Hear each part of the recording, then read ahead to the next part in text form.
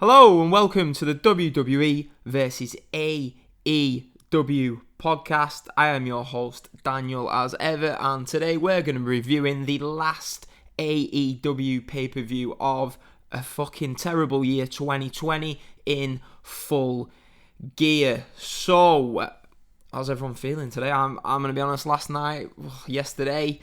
So in the UK, great start time, 1 a.m. start time, finished at 4:45 this morning. I was up yesterday, Saturday morning at about 8 a.m. with my 4-year-old.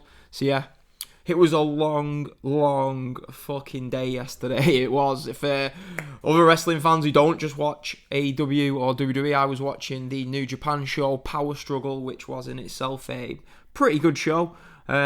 Watched a shitload of football, watched Preston get beat to Rotherham, watch Luckman cost me 132 quid. So yeah, for Fulham as well, losing yesterday. But yeah, it was a long day of sport of wrestling. So yeah, by the time 4:45 a.m. came in the early hours of this morning, you might have seen if you was on our Twitter, I was a little bit fucking grumpy. And for in my opinion, some right reasons, some wrong reasons. But let's get into it. The pay-per-view, Full Gear 2020. Now, the main takes coming out of the show, for me, the main thing was the Young Bucks captured the AEW Tag Team Championships in what was probably the best match certainly in AEW of the pandemic era. It was a brilliant match, wasn't it? Just great storytelling, great action, easily the Revival's best match by a country mile since leaving WWE. Much better than that pretty average, pretty disappointing match with Hangman and Kenny Omega at All Out back in August. But yeah, that was the main story from it. We had Jon Moxley retaining the AEW World title as expected against Eddie Kingston in I don't even know what to call it. I just rewatched that match again because I was really tired and pretty grumpy last night at that time. It was what you'd expect. It was a brawl. It had no heat. But we'll get into that a bit later on. We had Kenny Omega beating Hangman Page in a very, very good match.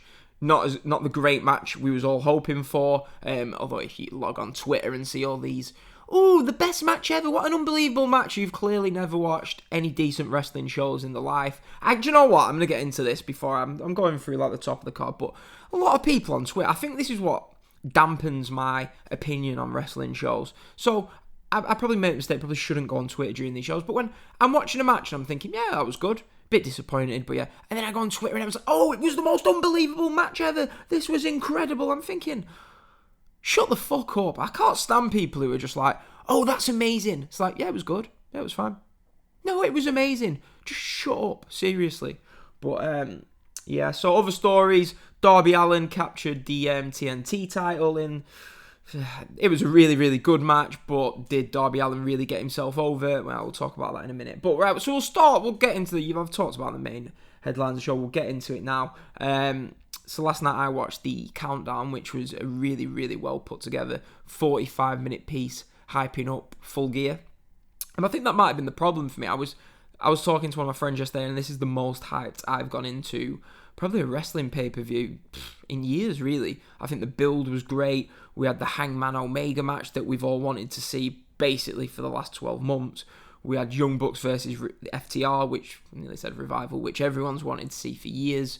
We had a really well-built Jon Moxley, Kofi Kingston. Sorry, I had little sleep last night. Eddie Kingston match, which had a great feud going into it. Cody Darby Allin, that's been building for 18 months on and off. So yeah, a really, really big choice of match. Obviously, Chris Jericho MJF, which no surprise I've completely forgotten about. Does anyone else remember that match taking place last night? Because I don't. But yeah, so yeah, it was a really, really big card going into it. I think with All Out, they'd sort of put matches on that, yeah, do you know what I mean? They didn't really want to give away in this pandemic era. Hate the word pandemic, but there you go. That's what it's been dubbed as. But I think with this show, they thought, do you know what? We're going to be in this predicament for a while. Let's just put together our best foot forward in terms of a quality card. And on paper, that's exactly what it was. In reality, listen, this show, it was good. It was a good show. Do you know what I mean? There was a great match, a couple of really good matches, a couple of disappointing matches, a couple of bad matches. That's what it was, yeah? But I am hearing people, I'm saying, the best pay-per-view ever. No, it fucking wasn't the best pay-per-view ever. It wasn't even close. Do you know what I mean? It was just...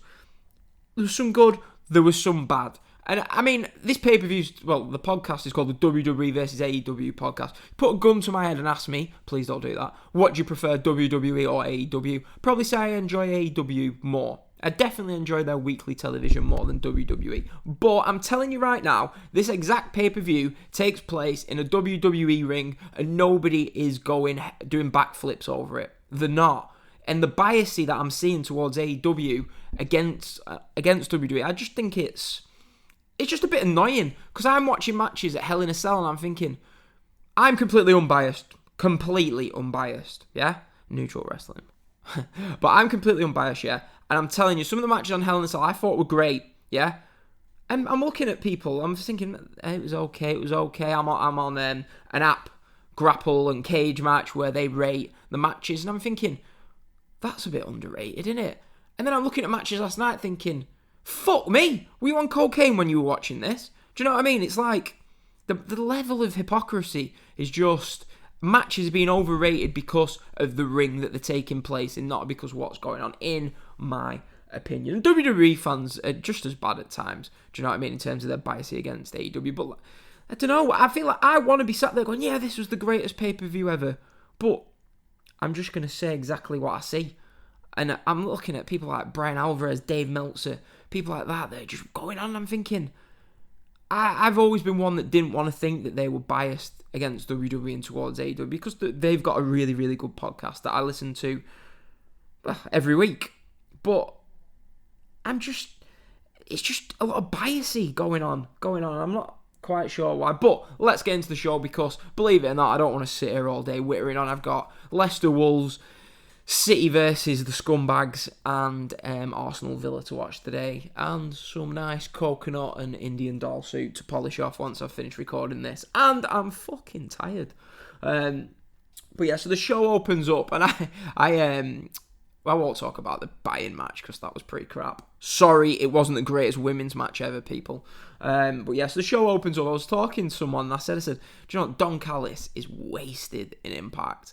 Think of some of the great calls he's had on these Kenny Omega matches back in the day in New Japan. I'm thinking of when Omega beat Okada for the title back at Dominion in that classic all-time best. Now that was one of the best matches ever.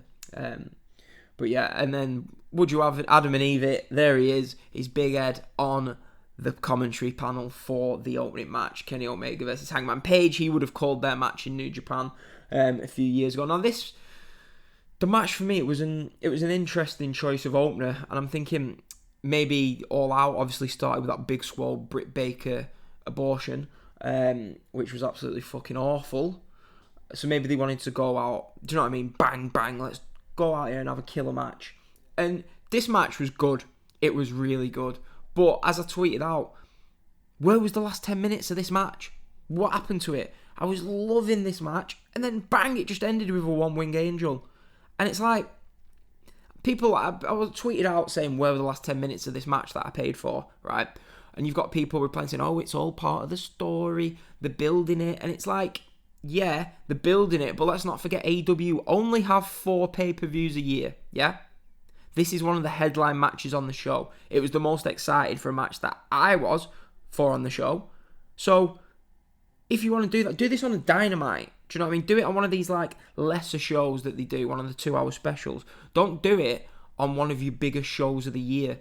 Like, just go all out. I don't get this. Like, you can still tell the story of, oh, Omega was too good for Hangman by having a half-an-hour classic. It is possible. People are like, yeah, they're going to have another match. Yeah, I'm sure they will later down the line. It's not going to be until at least, I'd say, Double or Nothing, because at Revolution you're expecting Omega versus Moxley. So, what's the problem with letting them go out for 25 minutes, half an hour, going absolutely balls to the wall and giving us a great match?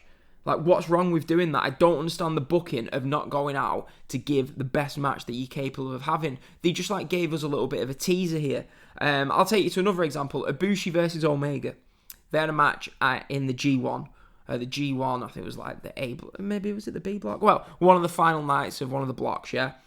And they were clearly saving stuff because I think they were going to go... But they was going to have a match later down the line at a Wrestle Kingdom if Omega hadn't left for AEW. But they still went out and had a fucking 4.75 5-star match. Hit 2-star ratings. That's what they went out and did. Because you can still tell the story without... I just don't get why you deliberately lay out and book a match that isn't the best it could be when people are spending quite a lot of money for these pay-per-views. But with that said, it was a very, very good match. I was just disappointed. Do you know what I mean? For me, people are like, oh, great match, great match. I can't call a match great if when it finishes, I'm disappointed, which is exactly what I was. Maybe it's just me having high expectations, but these two could have gone out there and had an absolute classic. And they was on the way to doing so if the match hadn't been laid out the way it was. But Omega wins pretty much out of nowhere, and the show was off to a bit of a disappointing start for me. I went 3.5 stars on this. Do you know what? People are like, oh, we don't care about star ratings. Well, you're going to get them. 3.5 stars. Orange Cassidy versus John Silver. Orange Cassidy, basically John Silver, for me, is like the Orange Cassidy of a year ago. Orange Cassidy was one of the hottest acts on the show. Sort of getting a bit repetitive with this now. He beat Jericho. Where does he go from here? I'm not really sure. The act is getting a little bit stale, especially with not being in front of actual full buildings or anywhere near capacity buildings. John Silver's really hot at the moment. I'm not really a big watcher of Being the Elite. I'll watch the odd one. But he showed what he can do in the ring here. He was great. His kicks, his speed was fantastic. Guy's got a big future. And he showed that he can really work. But as you'd expect, Cassidy isn't going to lose this match after beating Jericho on the last pay-per-view. They're not going to undo that work that they did. And Cassidy gets the win in her. It was a fine match. It was all right. I went 2.75, 2 3/4 stars for this. It was okay. Let's not get carried away. Right, Cody Rhodes. Yes, Cody Rhodes, we can now call him, versus Darby Allin.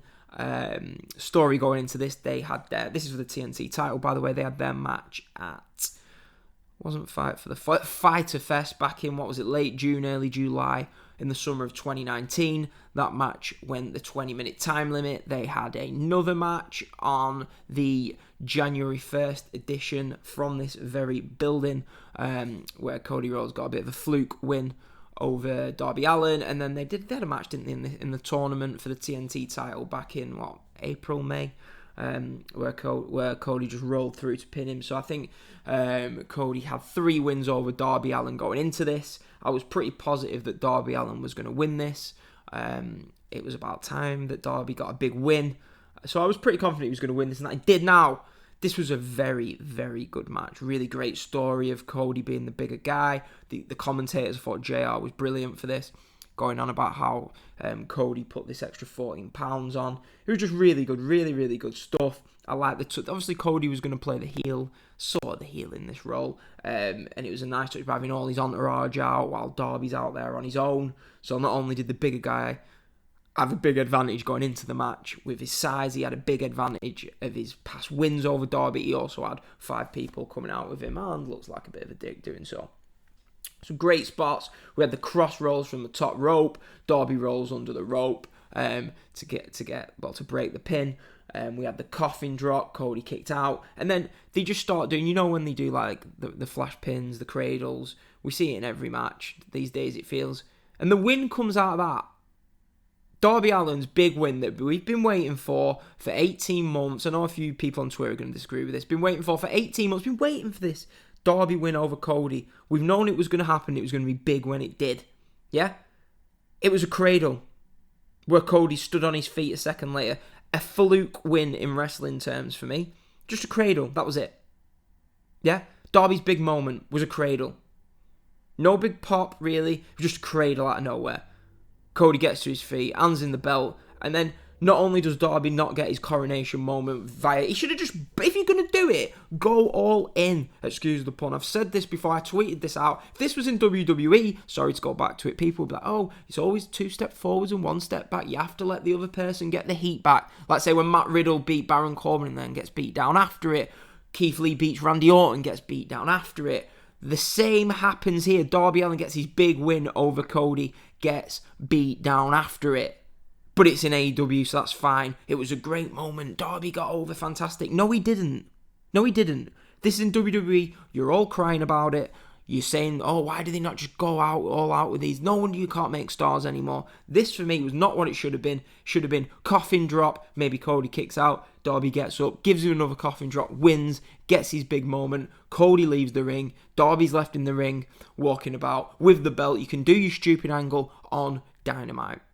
And there, you've got a star. But no, bad booking, but because it's not WWE, it's labelled as great booking. It was not. However, I'm not actually that down on this match, because apart from the shit finish, it was a really, really, really good match. 3 3/4 stars. Really good match. Darby Allin is now the TNT champion, which I'm glad about. But much like Naito Okada at the Tokyo Dome, as some polite man decided to tell me on Twitter last night, and I'm going to tell you right now, that angle after that match, Kenta attacking Naito, was fucking stupid as well. Yeah? There you go. So yeah, Darby's coronation, not what it meant to be, but the match was really good. But we're here for stories, not necessarily match quality, apparently. Next, speaking of shit, Hikaru Shida versus Nyla Rose. Please, it looks like they're signing some women, obviously Thunder Rose on the pre-show. This was shit. Yeah, it was crap. Hikaru Shida is a really, really good worker. There's no other real good workers in AEW for her to face. So she gets thrown together with Nyla Rose. No build going into the show. I think Tony Khan's come out and apologised that Vicky Guerrero had some time off, so they couldn't build it properly. Nobody cared about this match. Nyla Rose was awful in this match. Her kickouts were fucking shit. Sorry for the swear. Actually, I'm not sorry for the swearing. It's my podcast. Can do what I want. Yeah, this was a bad match. Hikaru Shida wins in a bad match. There you go. Speaking of matches that aren't bad, the next match. Young Bucks versus FTR. The match that, which is quite ironic really, out of all the matches going into the show, I was disappointed with the build with and confused with the build, with the Young Bucks sort of being heelish and we just didn't really get the story. This was, by a country mile, the best thing on the show. Leaps and bounds ahead of everything else. It was the best match in AEW since the middle of March and everything shut down. Just incredible match. The Young Bucks have had... People are saying, oh, the Young Bucks aren't as good in AEW as they were previously. The ladder match against the Lucha Brothers, the tag match against Hangman and Kenny, they were featured heavily in the, what's it called? The match at Double or Nothing, the Stadium Stampede match. These guys are the best fucking tag team in the world. People are like, oh, I don't like the style. Bollocks! They're fucking brilliant. Brilliant match. The action was amazing. Revival held up their end of the bargain. This was, for me, a better version of the American Alpha versus FTR matches in NXT. Now, as I'm sat watching this, I'm thinking, they've given... I'd go 4.75, 4 3/4 stars on this, and I went 5 stars for Page Omega versus the Bucks. But the actual action in this match was better, much better than that match. But they had the advantage of the crowd. The story going into it was much better than this. But for an actual match, I think this was the better match. But if you put all the other ingredients into it, the other match overall, the story, the bit after, was probably better than this. But for me, this is the second best match in AEW history. Just a brilliant match. I just loved it. The story was just all about. Was it Dax? Is it Dax, the bald one? His right hand being fucked, basically. Matt's left ankle. It was just brilliant. Just absolutely. I'm not sure if I like the finish though. Theme of this show where I do like the fact that Cash Wheeler was. I've probably got him mixed up, but whatever. Was trying to do a flip to win the match. Did like that part, but just thought it was a bit strange that Matt won with one super kick, just without his boot on, with his injured foot, and that just got the pin. But hey, amazing match. The storytelling was amazing. They had DIY spot in there. They just had it was just brilliant. I loved this match. Yeah, it's people, you've got some bellend message me on Twitter at 4:30 in the morning last night. Oh, you've complained over everything. No, I'm not, dickhead. This was the fucking best match on the show. Best match in months. Yeah, this was amazing. It's not like I want to shit on this entire show. I'm just giving an honest opinion. And at least, slight connection problem there. But yeah, so this match, like I said, didn't want to shit on everything on this show. I wanted to go into it enjoying it. And this match was fucking brilliant. Yeah? So, we got Kenny Omega coming out after the match, obviously like showing his allegiance to the Bucks. This was, do you know what I mean? It was really, they stood in the ring. You had Kenny Omega who had like, do you know what I mean, won his big match against Paige. You had the Bucks in the ring, and then you had Hangman. Hangman just stood there in the tunnel at the entrance with the Revival on the stage. And it just, I loved how it just teased going forward what could be, because we're all like, oh, is Hangman going to team with the Revival? We don't know who's going to turn on who. And I'm glad they sort of kept it going. Do you know what I mean? Let's, if you can, try and have this in front of fans. But this was just great storytelling and a classic AEW match. And I'm just feeling like they deserve a lot of credit to have a match this good, this highly rated, in front of nobody. Do you know what I mean? Brilliant stuff from these two teams. Next we had the Ultimate Deletion match. So talk about, this match was there to bring you down from this unbelievable match, and it certainly fucking did that job, because this match was, I don't even know what to say. Some people liked it, some people hated it. I was really enjoying the first like 5-10 minutes. Do you know what I mean? I love the whole Sammy Guevara keeps like basically dying thing. So when you had like Matt Hardy shooting him with the fireworks, thought that was great. The Laker reincarnation stuff was good. And then as soon as the Hurricane came out, that's where should have then somehow finished from there. Instead, it went on and on and on in this garage and just going on. I was just like I seen a Tony Khan interview where he's saying that he was actually there. And I'm sat there thinking, how has this been approved? 20 minutes. Must have been around 20 minutes. It's fucking like 3:30 in the morning. I'm sat there thinking, at 29 years old, as a father of a 4-year-old little girl, what in the blue hell am I doing? Sat up at 3:30. I'm locked down because our fucking government have decided to put us back in a 4-week lockdown. Yeah, eat out to help out and all that shite. Sat locked down, watching this, thinking, where's my life gone watching this? This is crap. And it was awful. It reminded me of Edge versus Orton at WrestleMania, how it got through. You know what I mean? I don't understand how this tape stuff, it's obviously been watched and edited. I don't get how like these great wrestling minds are so told, such as Tony Khan, such as fucking Vince McMahon, are watching this stuff and it's getting through. Do you know what I mean? It's too long. It's too long. Nobody wants 20 minutes of this. 10 minutes is fine. This Undertaker AJ match and the Stadium Stampede were incredible. They've sort of fucked us. We keep getting this shite again and again. That Velveteen Dream Adam Cole bollocks we saw. And then it's like everyone wants to do these bad cinematic matches. I prefer the swamp fight to this. Literally, that swamp fight was better than this. It was shit. It was shit. So yeah, this sort of brought me down. I was sat there thinking, ugh. And then we get Chris Jericho versus MJF. Big story going into it. Will MJF join the Inner Circle? It's been the highlight on TV most weeks. We got that great segment controversial segment where they break into song. They've just had some great segments. The whole story I've been really into. They come out, we got the great moment of the crowd singing Jericho's theme. Just imagine what that's going to be like with 12,000 people. And then the match starts. I didn't give a shit.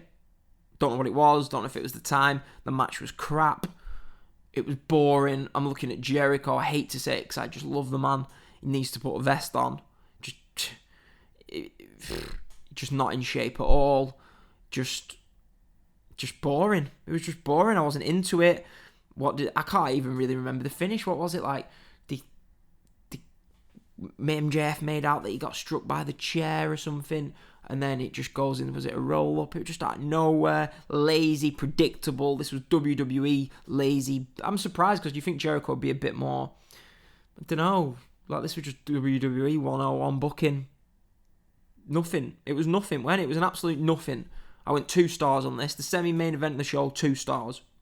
Yeah, this so-called all-time great classic show that everyone was foaming at the mouth. I don't know if because everyone in America was just buzzing about that presidential news yesterday. Glad that's over with. So yeah, maybe they were just on a high from that and they would have had a 1 second, I don't know, slept with someone that lasted a minute and called it the greatest sex of their life. Who knows? But this was shit.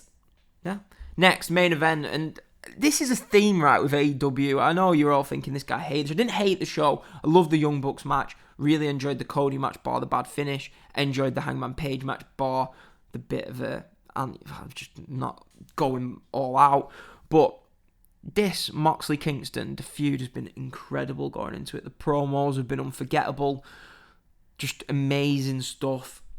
And the problem, I felt sorry for him. The show had gone that long. It's almost arrogance on AEW's part. They did this with All Out. Even WWE, who run 15, 16-hour WrestleManias, or so it feels like being there in the building, even them have realised 3 hours is the absolute maximum for these pandemic, whatever, shows.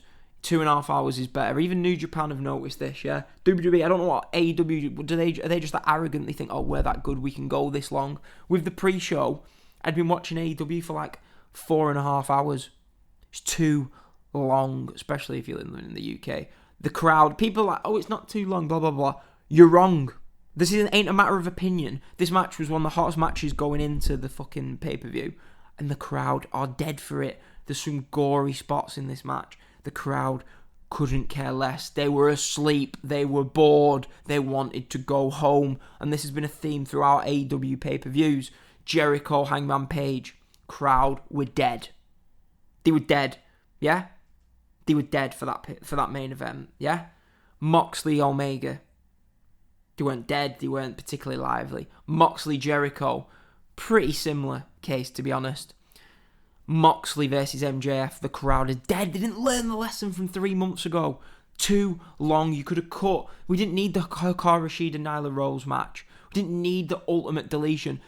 Tony Khan, you're probably not listening, but 6 match cards during this pandemic are your friend. Yeah? That's all you need to do. You're not better than everyone else. Yeah? Fucking bollocks. But yeah, the match itself, I was absolutely shattered last night watching this. So I rewatched it just before recording. Some ratings on Grappling Cage match, like an average of almost 4 stars.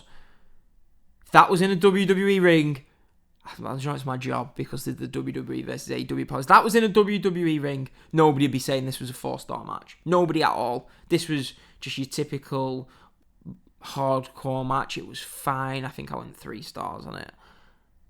It was alright. Do you know what I mean? It's not my sort of match really, but crowd didn't care. Anticlimax. Moxley's music playing for 5 minutes at the end of the show whilst Omega came out. It was just, for me, a pay-per-view. Like the Stadium Stampede match. You went off air and it was hot. I like a wrestling pay-per-view finishing it and buzzing and wanting to read social media for the next half an hour.